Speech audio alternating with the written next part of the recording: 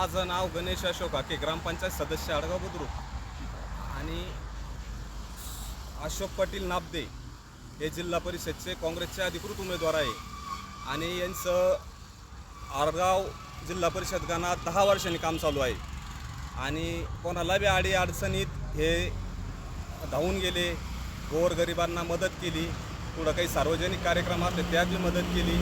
त्याच्यामुळं अशोक भाऊला आडगाव सर्कलमधून खूप मोठा पाठिंबा आहे आणि खूप मोठा जनसमुदाय त्यांच्या पाठीमागं आहे. त्यामुळं त्यांची निवडून येण्याचं म्हणजे 100% ते निवडून येतील. आणि आडगाव जिल्हा पंचायत समिती गणाचे अधिकृत काँग्रेसचे उमेदवार ज्योती जगदीश डवले ह्या बी ग्रामपंचायत सदस्य आहे, आमचा सहकारी आहे. 5 वर्षांनी आम्ही संघ काम करतो. तर गावात जगदीश डवले त्यांचे पती त्यांच्यामार्फत खूप असे विकास कामे झाले.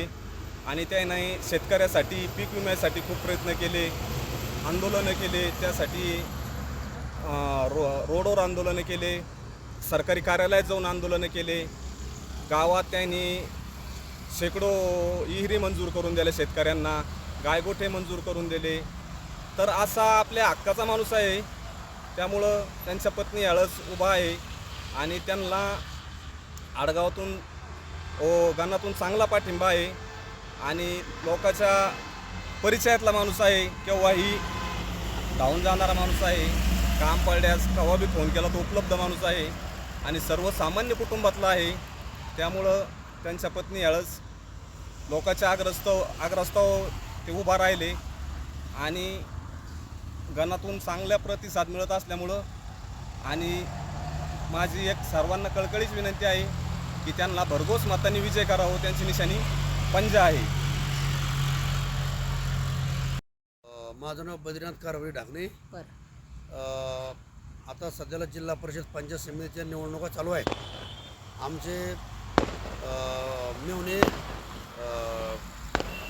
नाबदे अशोक नाबदे हे जिल्हा परिषदेचे उमेदवार आहे आणि याला प्रचंड बहुमताने विजय करणार लोक याचा आम्हाला विश्वास आहे. आणि श्री माझी मुलगी ज्योतिताई जगदीश डवले ही माझी कन्या आहे आणि हिच्या पाठीमागं मी स्पष्ट बहुमताने उभा आहे तिच्या वडील ह्या नात्याप्रमाणे. आणि मी तिला नक्कीच 100%च्या पुढं मतदान गावातून द्यायचा प्रयत्न करेल आणि तिला निवडून आणण्याचा सुद्धा प्रयत्न करेल. ही माझी सगळ्या जनतेला विनंती.